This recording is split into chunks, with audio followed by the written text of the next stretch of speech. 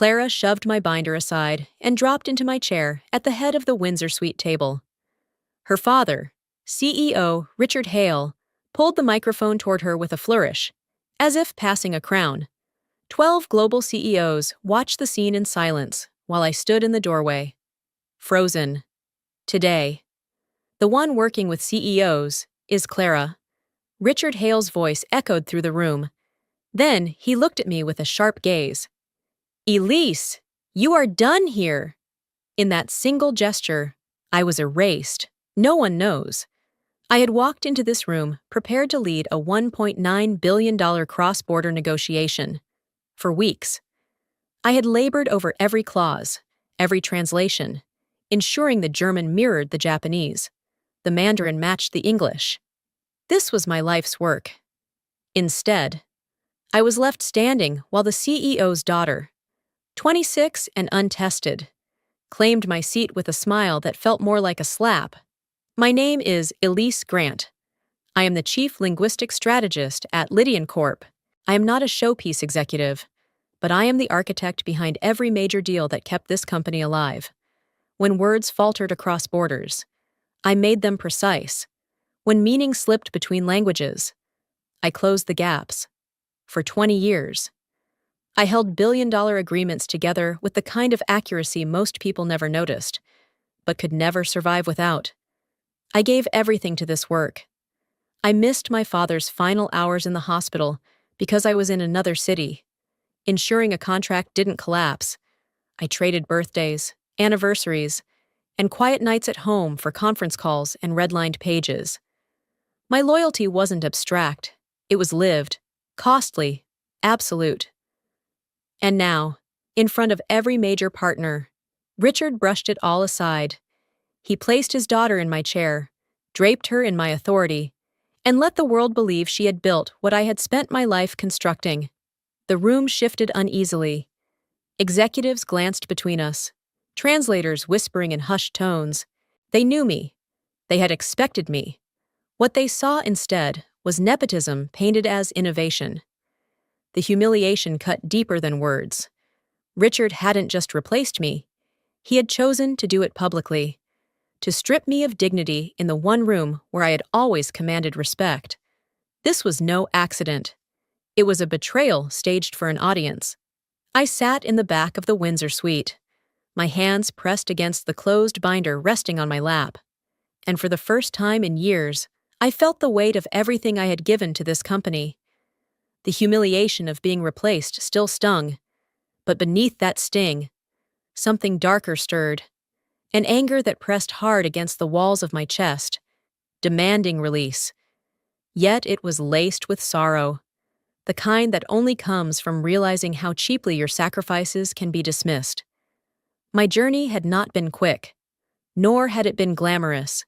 For 20 years I climbed, step by step, through the maze of international law and translation. I began as the woman in the corner, correcting clauses no one else cared to read, ensuring the German mirrored the French, the Mandarin matched the English. I studied late into the night, collecting degrees and certifications that no one ever applauded. My victories were invisible, hidden in the fine print of contracts that never collapsed, in the trust silently built with partners across continents. That was how I became the Chief Linguistic Strategist of Lydian Corp. It was not a title bestowed to flatter me. It was a title I carved from sweat and precision. My role was never about speeches or headlines. It was about survival. Without the structures I created, billion-dollar agreements would have crumbled into dust. But the cost was steep. I missed more than birthdays and holidays. I missed my father's final hours. He was fading in a hospital bed while I sat in another city, translating a clause that would safeguard a deal worth billions. I remember staring at the text through blurry eyes, my phone buzzing with updates from my mother, and still I kept typing. I told myself it was loyalty, that the company's future depended on me. When my father passed, I wasn't there. I was in a boardroom, handing over a contract that executives praised while my heart splintered in silence. I buried that pain and told myself it meant something, that sacrifices like mine had weight. that loyalty was noticed. But in that room, watching Clara sit where I once sat, I realized how little it had mattered. Richard's voice echoed in my ears, not with pride or gratitude, but with condescension. He had once told me my role was clerical support, nothing more than administrative assistance. To him, decades of sleepless nights, the precision that safeguarded his empire, the sacrifices that broke pieces off my life, none of it counted. It was support. It was invisible. It was disposable. The anger pressed harder, sharp and cold. But I swallowed it down. Outwardly, I stayed composed, my face unreadable, but inside, sorrow mingled with fury. Building a storm I refused to unleash in that moment, because what Richard did not know, what Clara could never grasp, was that power doesn't always roar in the open. Sometimes it waits in silence, biding its time, hidden behind closed binders and clenched hands. And mine was waiting. Clara leaned forward in my chair, flashing the kind of smile that belonged more to a cocktail party than a boardroom. Her attempt at charm was obvious, almost rehearsed, and yet it trembled at the edges. She stumbled through the introductions, mispronouncing names of executives whose companies had signed contracts with Lydian Corp long before she even understood what a balance sheet was. I sat quietly, binder pressed against my lap, but inside, my resentment burned low and steady. For years, I had built the foundation of this company's international credibility. I had won trust, not through smiles, but through the precision of language, the accuracy of nuance, the certainty that no clause would betray its intent. Now I watched a young woman, gifted nothing but a famous last name, struggle to present herself as the leader of a $1.9 billion negotiation. The CEOs noticed. Of course they noticed. They shifted in their seats, their expressions tightening as Clara's introductions dragged on. Two of them exchanged glances. One raised his brow at another, as if asking silently, "Is this who we are supposed to entrust our signatures to?" I caught those looks, those flickers of skepticism. And though I remained outwardly composed, a grim satisfaction stirred within me. The cracks were already forming. Clara pushed on, oblivious, trying to pepper her sentences with confidence, but slipping into hesitation.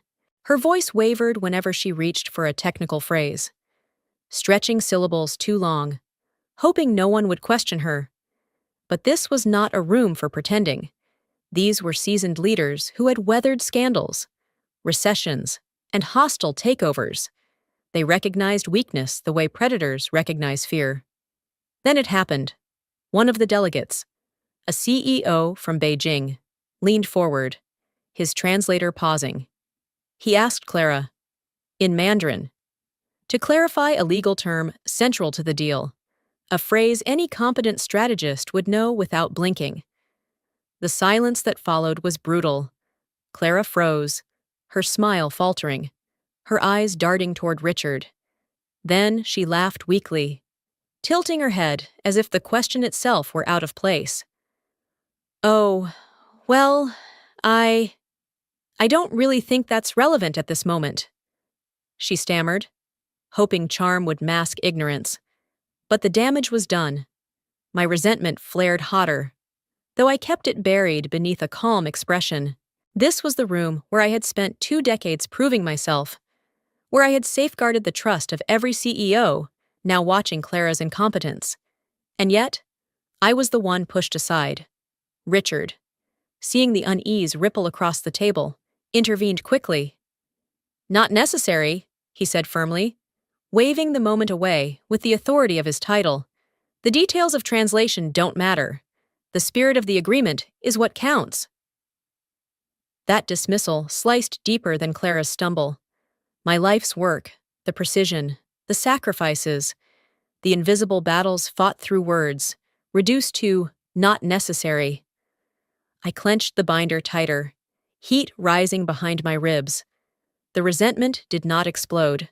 It smoldered, steady and dangerous, feeding on every dismissive gesture, every smug smile, every careless word. and I promised myself, silently, that I would not be erased so easily. I sat in silence, binder balanced on my knees, while the negotiations stumbled forward without me. Richard believed he had erased me, that by putting his daughter in my chair, he had stripped me of all authority. But he didn't understand. What looked like defeat was, in truth, control, quiet, invisible, and waiting. The executives shifted restlessly, whispering to their aides, while Clara fumbled through notes she barely understood.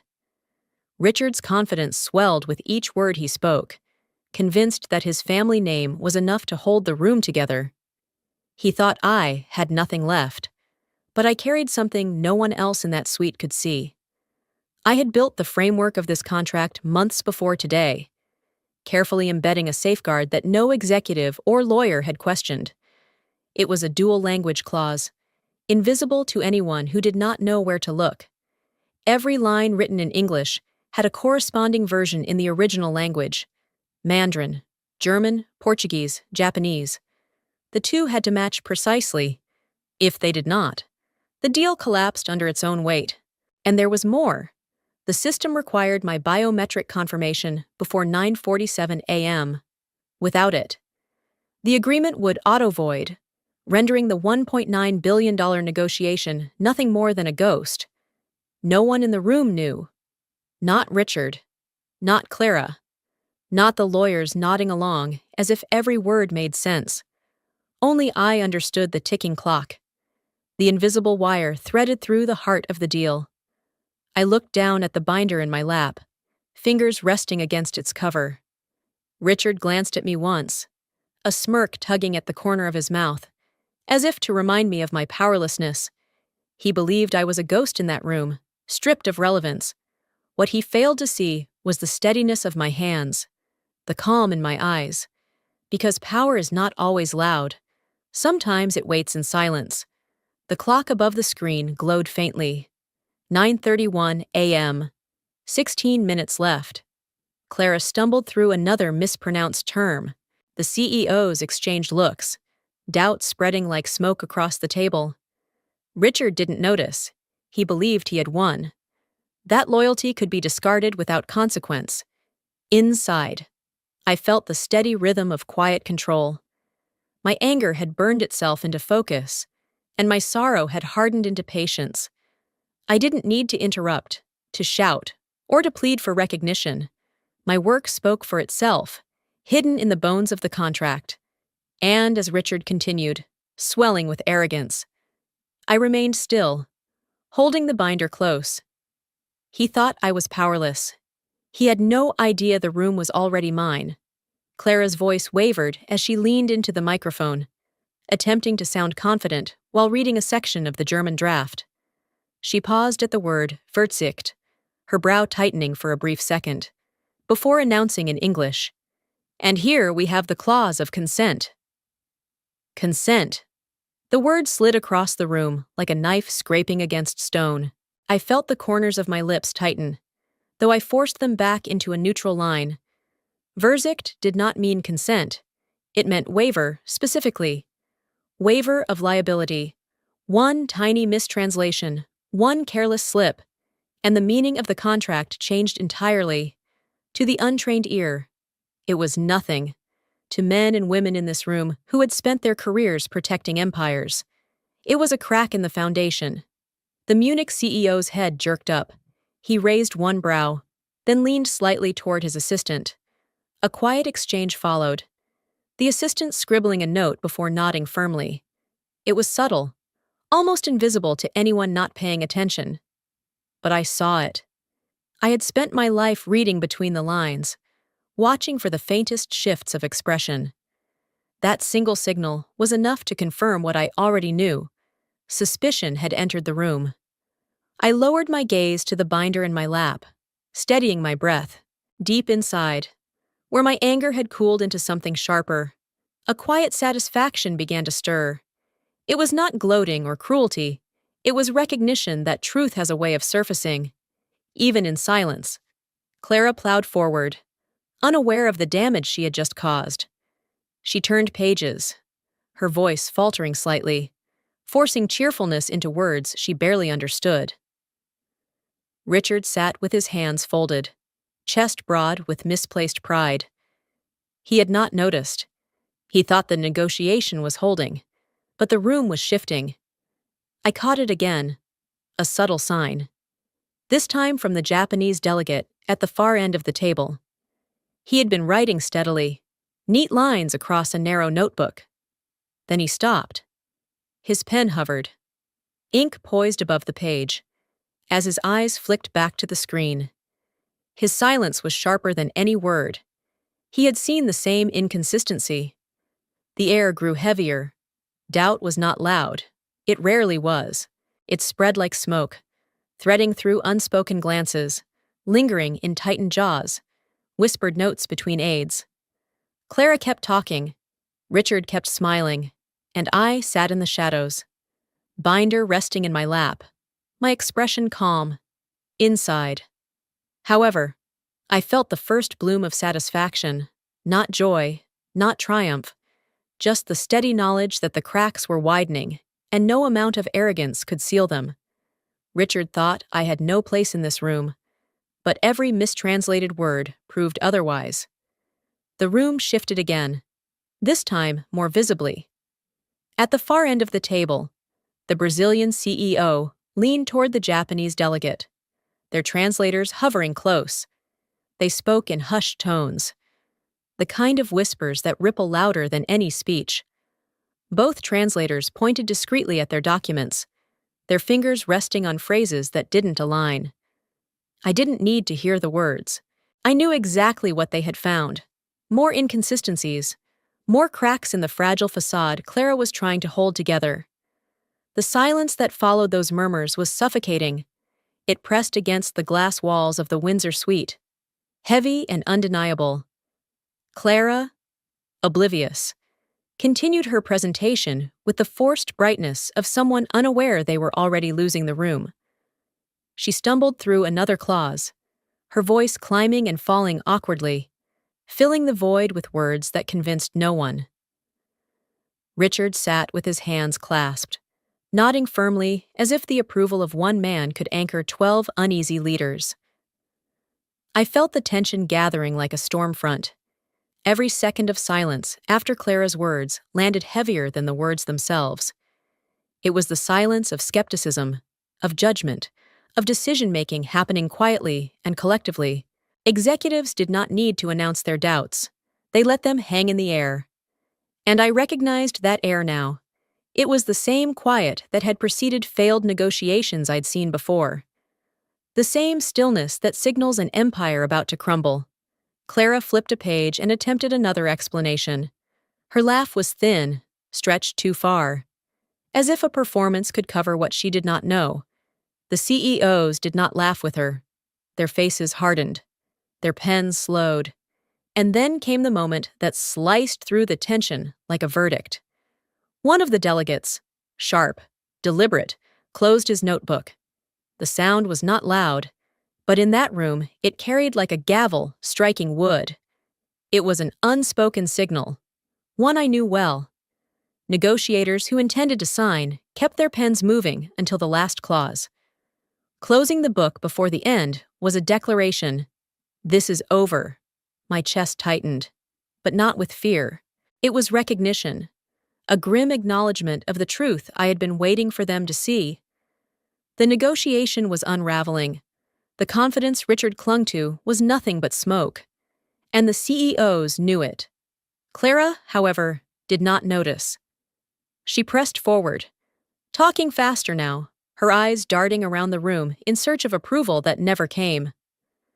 Richard leaned back, his expression fixed in pride, blind to the signals that were screaming all around him. The silence deepened, not a respectful silence, not a patient one. It was the silence of leaders weighing their exit, a silence that built pressure with every second, thickening until even breathing felt intrusive. And I sat there, binder against my lap, my face composed. Inside, though, I felt the electricity of rising tension, the knowledge that the storm was seconds from breaking. Richard thought control was his, but I could see it slipping, slipping, one closed notebook at a time. Richard finally leaned forward, his voice slicing through the heavy silence that had settled in the Windsor suite. "These are minor points," he declared with authority, his hands spread wide as if to calm the room. "The core agreement stands intact. The essence of the deal has not changed." His words rang hollow, and I felt my jaw tighten. For him, the mistranslations, the inconsistencies, the very cracks threatening the contract were nothing more than irritations to be brushed aside. He was trying to plaster over a collapsing wall with arrogance, believing his presence alone could hold it upright.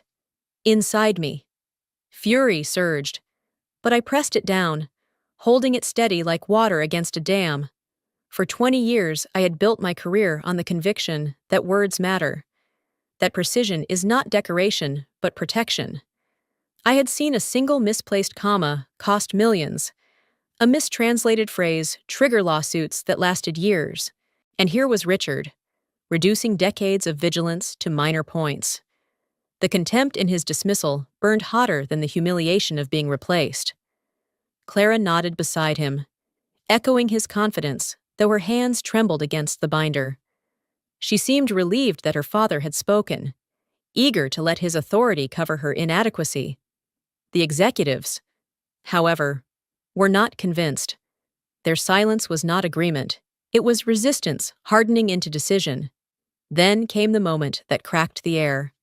The Munich CEO, a man known for his restraint, set his pen down and looked directly at Richard. His voice was steady, precise, and colder than ice. "Language is the deal," he said. "Without precision, there is no agreement. A contract is only as strong as the words that bind it." The room seemed to freeze. I felt the heat of my suppressed anger shift into something sharper. Richard's face flickered. Surprise. Irritation. Then the brittle smile of a man who realized his bluff had been called. The air in the suite dropped a degree, as if every CEO present had silently sided with Munich's assessment. They knew. They had always known. Language was not a formality, it was the foundation. I gripped the binder tighter, nails pressing against the cover. I wanted to stand, to shout the truth, that this deal could not survive without the work I had poured into it. But I held still, outwardly calm, inwardly burning. I let Richard drown in the cold silence he had created. The fury inside me pressed harder, but I would not release it. Not yet. The Munich CEO had spoken what I had always known, and in that chilling moment, the tide of the room shifted. Richard had lost the illusion of control, and I, silent in the corner, had never been closer to reclaiming it. The clock on the wall glowed a steady 9:45 a.m. 2 minutes had never felt so heavy. The Windsor suite seemed suspended in that moment. A room caught between collapse and denial. Richard sensed the unease. I could see it in the way his shoulders tightened before he forced them to relax again. Then, with the same tone he had used to calm shareholders during past crises, he spoke. "See?" he said smoothly, scanning the table. "We're back on track. The core of this negotiation is intact. We move forward." His words were polished, confident, delivered with the assurance of a man who had survived by bluffing before. But the tension in his voice betrayed him, a thread of urgency woven through his calm facade. He was gambling on perception, that, if he sounded steady enough, the room would follow. Clara exhaled visibly beside him, relief softening her features. Her lips curled into a tentative smile, the kind a child gives when they believe a parent has fixed a mistake they cannot comprehend. She leaned back slightly in the chair, her posture easing as though the danger had passed. To her, Richard's declaration meant the storm had broken. She believed the worst was behind her. I sat still, binder closed across my lap, my hand steady against its cover. I didn't need to move or speak. Silence was its own form of power. My eyes remained on the clock, its numbers bright against the wall. Inside, Anticipation throbbed in my chest, sharp and patient. 2 minutes stretched like a lifetime, and yet the end was already written. The CEOs shifted subtly, exchanging glances. Then came the smallest of gestures, an almost imperceptible nod from one, followed by the faintest tilt of a head from another. On the surface, it looked like agreement, for a flicker of time. The illusion took hold. Richard's confidence seemed to land. Clara's relief seemed justified, and the room gave the appearance of falling back in line. It was a carefully staged mirage, and even I felt the weight of the question pressing in. Had I miscalculated? Was Richard somehow pulling them back under his control? The doubt lingered in the air, wrapping around the moment like smoke. I could sense the audience of this unfolding drama, the aides, the translators, even the assistants scribbling notes, wondering the same thing. Was Elise Grant finished? Was the woman in the corner, silent with her binder, nothing more than a shadow of a former strategist? I did not move. I did not speak. Control doesn't always roar. Sometimes it waits quietly, letting arrogance believe it has won. The clock ticked to 9:46 a.m. 1 minute left. Richard's smile tightened as he mistook silence for compliance. Clara's shoulders relaxed, convinced she had escaped humiliation. And the executives, with their subtle nods and quiet expressions, created the illusion that the empire was safe. But illusions are fragile. And this one had less than 60 seconds to live. The clock struck 9:47 a.m., and the screen at the front of the Windsor suite flickered. For a heartbeat. Nothing happened. Then the text on the projection shifted, lines of carefully formatted clauses dissolving into a jagged flash of red. Bold letters blazed across the screen. Invalid, dual alignment missing, contract nullified. The silence that followed was not the same heavy silence of doubt that had filled the room minutes earlier. This silence cracked, then shattered. Papers rustled, voices rose, and the illusion Richard had worked so hard to sustain collapsed in an instant.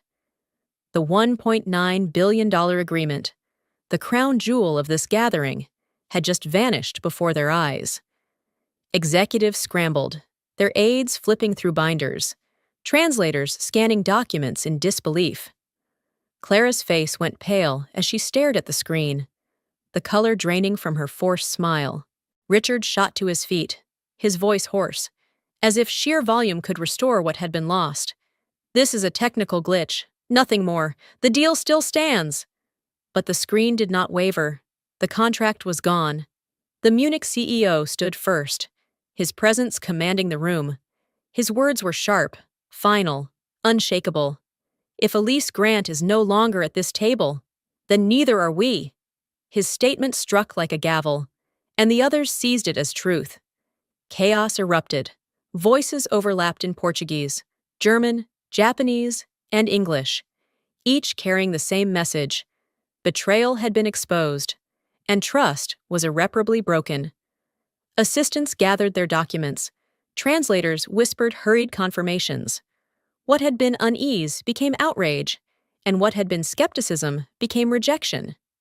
I gripped my binder tighter, my composure steady even as the room spiraled into disarray. Richard turned toward me, his eyes wide with fury and desperation. But it was too late. The power he thought he held had slipped, and now it was beyond his reach. Then came the sound that sealed it, the scrape of chairs against polished floor. One by one, 12 leaders rose, not hesitantly, not cautiously, but in unison, as though rehearsed. Their movements carried the finality of judgment. They did not argue further, did not entertain Richard's pleas. They turned their backs, walking away from the table he had corrupted with arrogance. The sight was devastating and undeniable. 12 CEOs, 12 voices of authority, rejecting not just a deal, but the man who had believed nepotism could replace competence. Their exit was louder than any words could have been. Richard called after them, his voice breaking.